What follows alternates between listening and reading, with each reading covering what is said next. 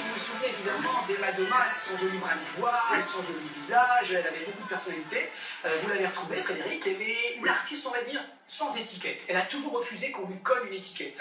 Une artiste libre, une artiste qui a pris son destin en main, effectivement, vous le disiez Damien, 2002, elle va jusqu'à la demi-finale de cette grande émission, ce télé-crochet, présenté sur une chaîne concurrente et néanmoins amie. Ouais, oui. Et puis voilà, ça marche bien, là, tu sauras, ce 45 tours que l'on vient, il y avait encore des...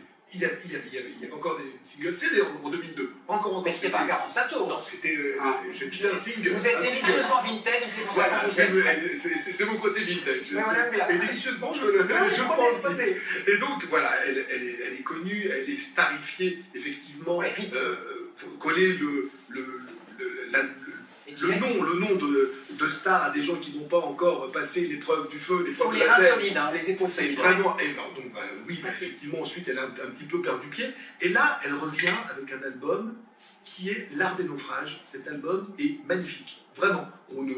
Quand on n'aime pas, on ne le dit pas. Et quand on aime, on en parle. Franchement, cet album est magnifique. C'est un auteur-compositeur. Ah oui.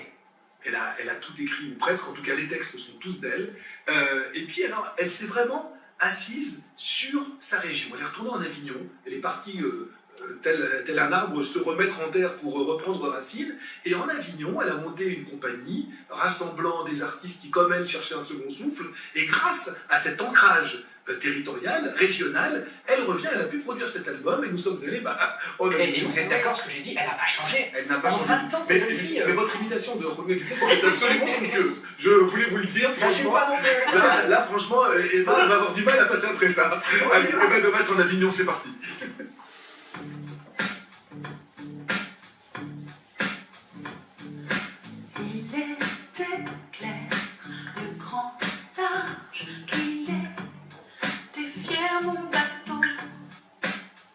Emma, vous avez intitulé votre album L'Art des naufrages. C'est un art que vous avez beaucoup pratiqué. Oui, et que j'ai pas mal pratiqué effectivement, mais je pense que pour le coup, je m'en suis plutôt bien sortie et je trouve que c'est important. C'est un art qu'il est important de pratiquer. Surfer sur les tempêtes et les emmerdes. La tempête pour emporter, tout déchirer, pour avancer. La France entière vous a connu en 2002. Vous avez été précipité dans la célébrité à la vitesse de la lumière. Combien de temps vous a-t-il fallu pour vous remettre de cette expérience ? Il m'a fallu beaucoup de temps pour me retrouver.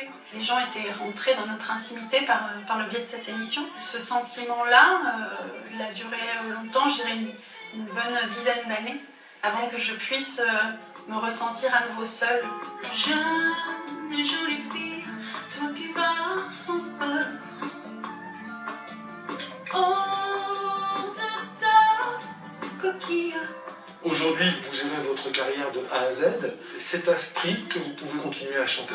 Quand j'ai quitté le système des majors et de l'industrie musicale, je me suis dit qu'il était urgent maintenant que je rebondisse et que je m'applique ce dont je parlais dans cette chanson L'Art des naufrages, cette résilience-là, et que ça me permettait effectivement finalement d'évoluer encore une fois et d'apprendre des nouvelles choses. Et aujourd'hui, j'ai appris le métier de productrice.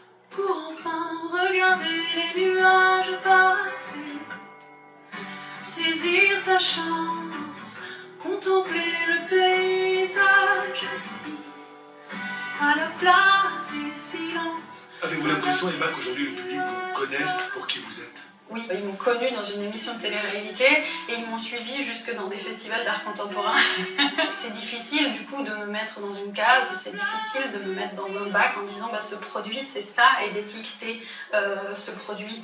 Mais clairement, je suis bien contente qu'il soit un petit peu difficile de m'étiqueter. Il ne dit pas que c'est facile d'enfiler les bonnes chaussures pour gravir le sommet de son île. Il dit chacun son allure. On comprend à travers cette rencontre, Frédéric, que pour les artistes, on peut exister de mille manières et sortir des sentiers battus.